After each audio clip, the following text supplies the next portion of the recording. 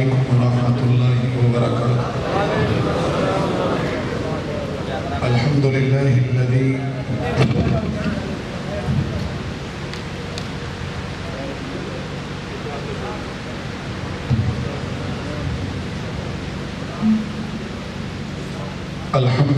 الذی كتب علینا القتال والصلاة والسلام على من قاتل في سبيل الله وعلى آله وأصحابه الذين قاتلوا وقتلوا وقتلوا لإعلاء كلمة الله. أما بعد، أعوذ بالله من الشيطان الرجيم. بسم الله الرحمن الرحيم. ولا تهنوا ولا تحزنوا وأنتم الأعلون إن كنتم مؤمنين. رب اشرح لي صدري ويسر لي أمري واحلل عقدة من لساني يفقهوا قولي. رب زدني علما. اللهم صل على سيدنا محمد وعلى آل سيدنا ومولانا محمد وبارك وسلم تسليما كثيرا كثيرا. قابل سب احترام حضرات علماء کرام، مشائخ اعظام، جنوبی پنجاب ضلع مظفر گڑھ قصبہ گجرات کی مردم خیز سرزمین کے غیور مسلمان بھائیوں، دوستوں، بزرگوں، سیاسی زعماء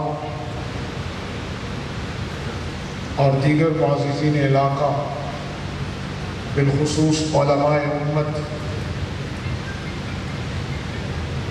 آج امت جن حالات سے گزر رہی ہے یہ کوئی نئے نہیں. کبھی بھی انسانی تاریخ میں اور اسلامی تاریخ قانون فطرت کے تحت نہ عروج ایک دم آیا ہے، نہ زوال کبھی ایک دم آیا ہے. یہ بتدریج آتا ہے. قوموں کے عروج کے اسباب بھی خالق کائنات نے بتائے ہیں، زوال کے اسباب بھی بتائے ہیں، اور یہ کس طرح آتا ہے یہ بھی بتائے. یہ نہیں ہوا کہ میرے محبوب صلی اللہ علیہ وسلم نے فاران کی چوٹی پہ نعرہ لگایا قولوا لا الہ الا اللہ تفلحون، تو بس ہر طرف کلمہ چھا گیا. ایسا تو نہیں ہوا. اس لا الہ الا اللہ محمد رسول اللہ کے اس کلمے کی قیمت محمد عربی نے اپنے لہو سے ادا کی ہے. یہ کوئی طرح سستا کلمہ نہیں، یہ بڑا قیمتی کلمہ ہے. میرے آقا کریم صلی اللہ علیہ وسلم نے اپنے مبارک لہو سے اس کلمے کی قیمت ادا کی ہے. لا الہ الا اللہ کا نعرہ لگا تو اپنے اور غیر سب مخالف ہوئے. بدا الاسلام غریبا وسیعود غریبا. اسلام اپنے ابتدائے زمانہ میں بھی اجنبی اور ناآشنا تھا، اپنے اخیر زمانے میں بھی اجنبی اور ناآشنا ہوگا. ہم پریشان اس لیے ہوتے ہیں کہ ہم مسلمانوں نے ایمانیات اور عبادات سے آگے کا سبق بھی نہیں پڑھا. ایمانیات اور عبادات کا جو سبق پڑھا وہ بھی ادھورا پڑا ہے.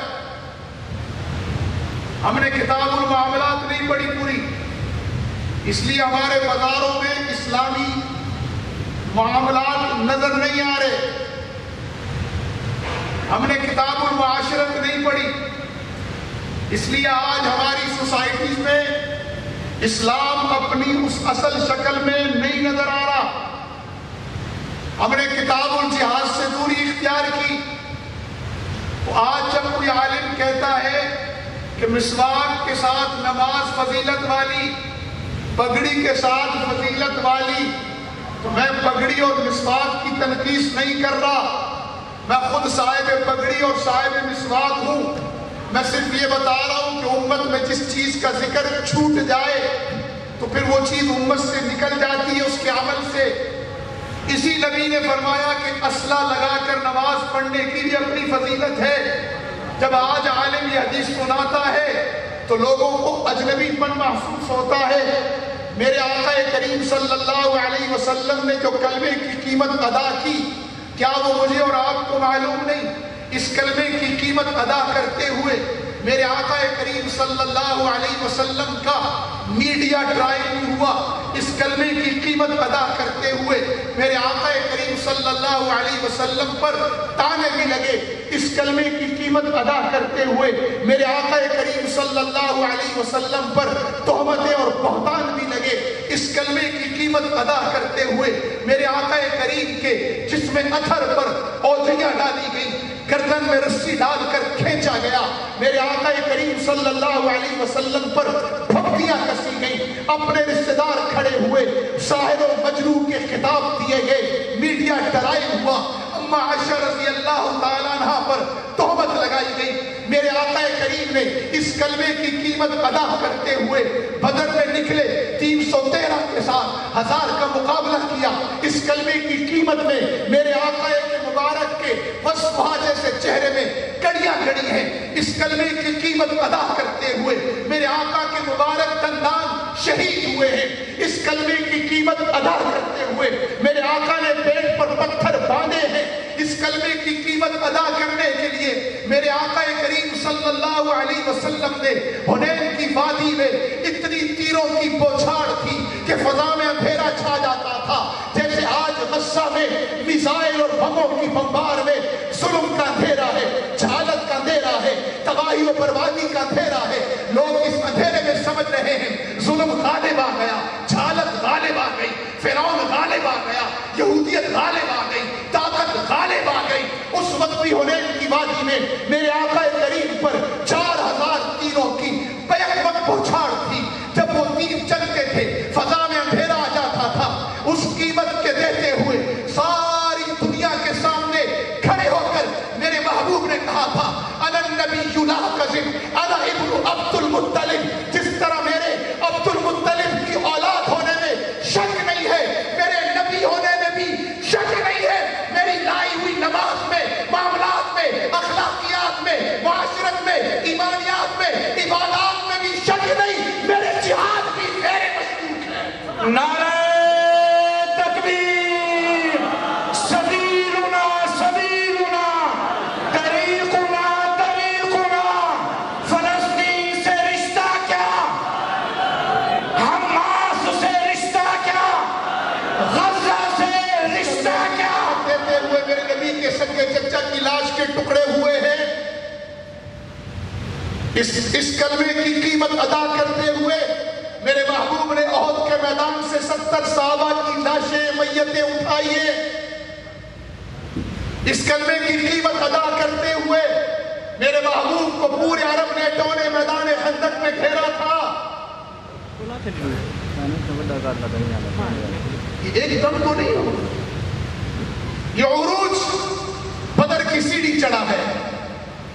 اس عروج سے پہلے میرے محبوب نے سیدنا صدیق اکبر کے ساتھ ہجرت کاٹی ہے.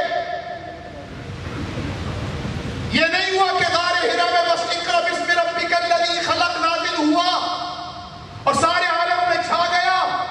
نہیں، غار حرا کی اقرا سے لے کر فاران کی چوٹی لا الہ الا اللہ کے نعرے سے لے کر اوجھیاں اٹھانے تک، گردن میں رسی ڈالنے تک، طائف میں پورا بدن مبارک لہو لہان کرانے سے لے کر پھر اس عروج نے بدر کی سیڑھی چڑھی.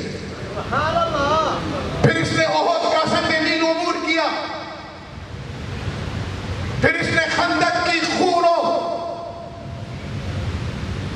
بوٹیوں سے بکھرے ہوئے اس وادی کو عبور کیا. پھر اس نے حدیبیہ کی حکمت امت کو سمجھائی. پھر اس عروج نے فتح مکہ دیکھا، وہی مکہ جہاں سے میرے آقا ایک ابوبکر کے ساتھ نکلے تھے، جہاد کی برکت سے 10,000 کے ساتھ داخل ہوئے. پھر میرے محبوب نے تبوک کی گرمی برداشت کی، موتا کے لشکر روانہ کیے. پھر اس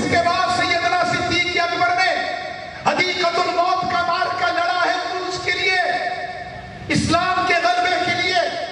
پھر دور فاروقی میں ایک طرف ایران تراج ہو رہا تھا، دوسری طرف روم کے بخیے اٹھے رہے تھے، تیسری طرف اسلامی افواج افریقہ میں داخل ہو رہی تھی. پھر دور عثمانی آیا اور مسلمانوں نے سمندروں میں اپنے بحری بیڑے ڈالے. پھر دور علی آیا، اس نے مسلمانوں کو سکھایا کہ منافقوں سے کیسے نپٹنا ہے، فتنوں سے کیسے نپٹنا ہے اور کافروں سے کیسے نپٹنا ہے. یہ میرے مولا علی نے سکھایا. پھر اس عروج کے پیچھے حسن کا ایثار ہے، معاویہ کا تکبر ہے، حسین کا لہو ہے. پھر بنو امیہ کی فتوحات، پھر خلافت عباسیہ کی، پھر سلطنت سلجوق کا عروج و زوال، پھر سلطنت عثمانیہ کی بنیاد اور خاتمہ. ایک دم کچھ بھی نہیں ہوا، نہ عروج ایک دم ہوا ہے، نہ زوال ایک دم ہوا ہے.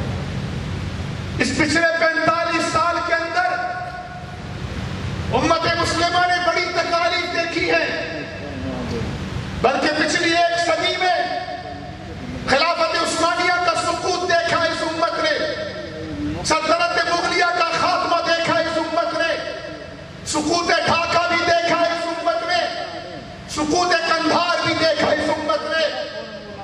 یہ سارا کچھ ہوا، لیکن اس امت نے اس 45 سال اور اس ایک صدی کے اندر بالعموم اور اس 45 سال میں بالخصوص انگریز کا سورج ڈوبتا بھی دیکھا نہیں دیکھا؟ انگریز کا سورج ڈوبتا بھی دیکھا ہے. میں پھر کہہ